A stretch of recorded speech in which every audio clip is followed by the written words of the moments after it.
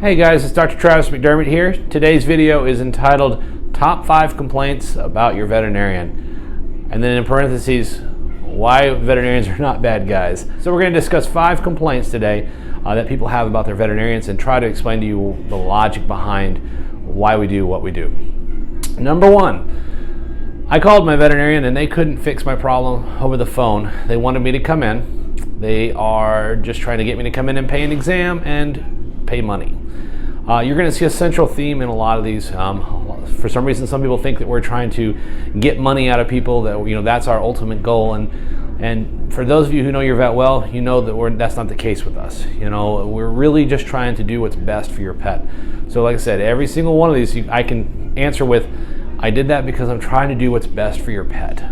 So when you call me and I haven't seen you in a year, and your dog is limping and you want me to fix it, it's very difficult. I'm not doing a good job for your pet if I try to diagnose over the phone without looking at your pet what is going on. Number 2, my veterinarian will not refill my medications without doing some sort of blood work or exam. He's just trying to get me to come in, he or she is just trying to get me to come in to spend money. So once again, our job is to do the best for your pet. My main focus in every single exam room and every single time I talk to you is your pet. So it's not your pocketbook, it's not what can I get out of it or what can I save it. My goal is what is best for your pet. You're coming to me for what your pet needs, my best recommendations. So if your pet is on a medication like an anti-inflammatory, I am not doing a good job if I'm not checking your pet every so often to make sure that the liver is working fine, the kidneys are working fine, that we're not doing harm. We have the same oath as a doctor. Our first, goal is to do no harm. So that's why we're doing that, And to tell you the truth, most state boards, if we prescribe a med that needs monitoring and we're not doing that for you, and your pet gets sick, we could lose our license. And so, first and foremost, we want to do what's best for your pet, but that does also factor into it. We have requirements that we have to follow as well. Next on the list, I brought my pet in for a problem, and all the doctor wants to do is test. So, unfortunately, and I mean this in the nicest possible way, we don't have a magic 8 ball. We don't have a crystal ball. We don't know. We're good, but we're not that good sometimes. So there are some times when we can look at something and say, hey, this is what's going on. But there are a lot of times when you come in that you have symptoms that are very vague and your dog is vomiting and having diarrhea. There's only about 1,000 things that cause that. So we want to make sure that we give you the best diagnosis possible. So we're going to give you the best recommendations we can. And then it's up to you to figure out what was best for you and your pet. If doing blood work and doing x-rays is not in the cards, that's okay. Tell us. We can give you a treatment recommendation without doing those things, but we're guessing. You have to know that we're guessing and giving you the best guess we have, when we would much rather prefer to know what we're treating so that we can give you the best treatment possible. Number 4, my vet just saw my dog or cat and diagnosed a problem, gave me medications, and now wants me to come back for a recheck.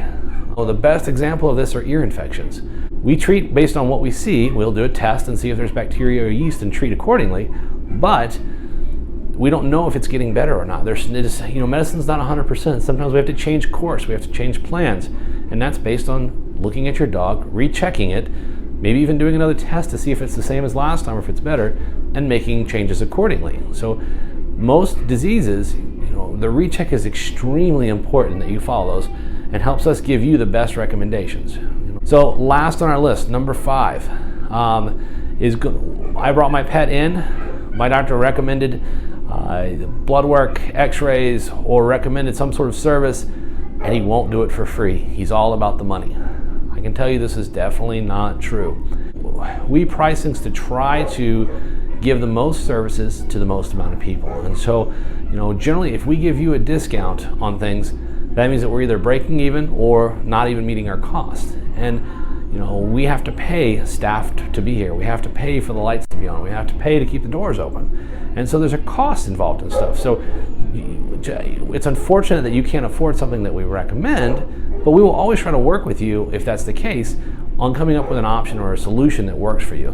But giving you services for free it doesn't do anybody any good, because if we do that repeatedly, it's not fair if I do it for you and don't do it for someone else. If I do it for everybody, then I can't keep the doors open. I can't pay the technicians to keep and the receptionists to keep food on their table for their families. And so there's costs that are involved. It's not, a diabolical plan to try to not give care for pets. Nothing breaks our heart more than not being able to help out in that regard.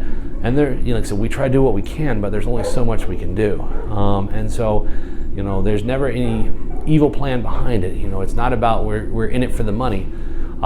It's just basically things cost money. If you go anywhere, it's going to cost money. If you go to the grocery store and tell them you're hungry, they're not going to give you food for free. You have to pay for it. And so it's important to remember that services cost money. And like I said, that's not our primary prerogative, our primary goal, our primary thought. But in the end, we have to pay for things. So that's the logic behind that. So hopefully if you ever thought these things about your veterinarian, this will get you to think again about our motives and why we do things and the logic behind why we are allowed to do stuff, why we're not allowed to do stuff, why we refuse to do stuff.